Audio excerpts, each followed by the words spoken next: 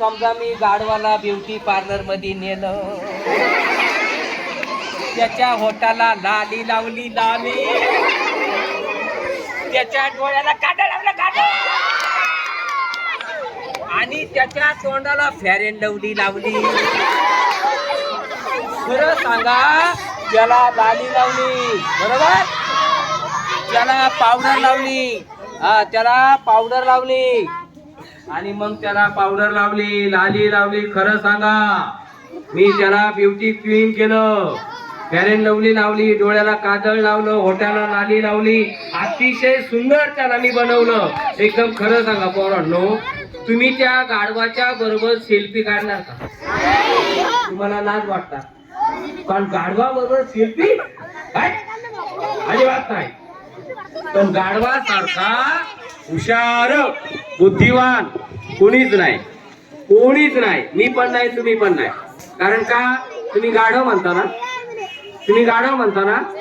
मग बघा, गाढव शाळेत जातो, कॉलेजला जातो, पण शाळेपेक्षा कॉलेजपेक्षा विद्यापीठात जात नाही. विद्यापीठापेक्षा सगळ्यात चांगलं नॉलेज स्कॉलर विद्यार्थी येतो भारतातला. कसा विद्यार्थी आहे? स्कॉलर. हात बांधा, मी सांगतो कसा स्कॉलर आहे. ताट बसा, बसले ताट. तो एवढा स्कॉलर आहे, दिवसभर त्याला असं उन्हामध्ये ठेवा. तसं आता मला ऊन लागतं. ऊन लागल्यानंतर तहान लागते ना, ऊन पडले की लागते ना तहान. आणि तहान जर त्याला लागली बरोबर, त्याला तहान लागली, काय लागली? तहान. मग खरं सांगा, एका बाबतीत तुम्ही काय करा? त्या गाढवाला तहान लागल्यावर एका बाबतीत तुम्ही काय करायचं? पाणी घ्या. काय घ्या? पाणी. बरोबर. एका बादलीत त्याला पिण्यासाठी पाणी घ्या, एका बादलीत दारू घ्या. दोन्ही बादल्या गाढवाच्या समोर ठेवा. खरं बोला, तहान लागल्यानंतर गाढव पाणी पिणार का दारू पिणार? आणि माणूस? मग माणूस श्रेष्ठ का गाढव श्रेष्ठ?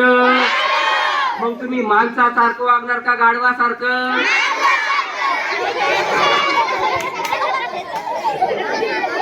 बरोबर. कारण गटार आमुषा साजरी केल्याशिवाय मरायचं.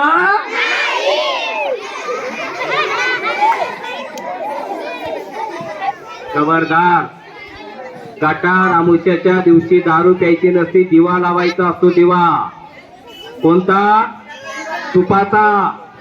तुपाचा दिवा घरात जर लावला आणि त्याच्यावर हात जर असा तुम्ही ठेवला, तुमच्या हाताला कार्बन डाय ऑक्साईड येणार नाही. कार्बन डाय ऑक्साईड सुद्धा घरातले दिवे देतात. तुम्ही घरात लाईट लावता ना, ती सुद्धा प्रदूषण आहे.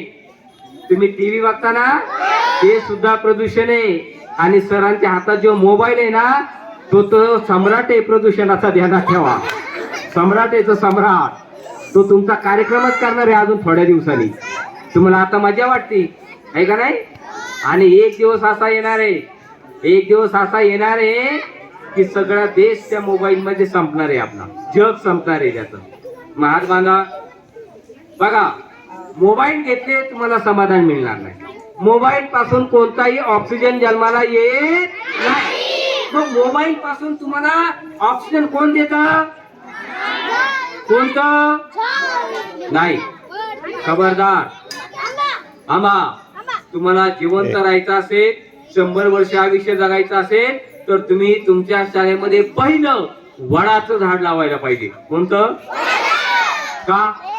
कारण वडाचं झाड तुम्ही जर लावलं आणि ते असं मोठं जर झालं, तर त्या वडाच्या झाडाला 1000 पासून 10 लाख पर्यंत पानं येणार. 10 लाख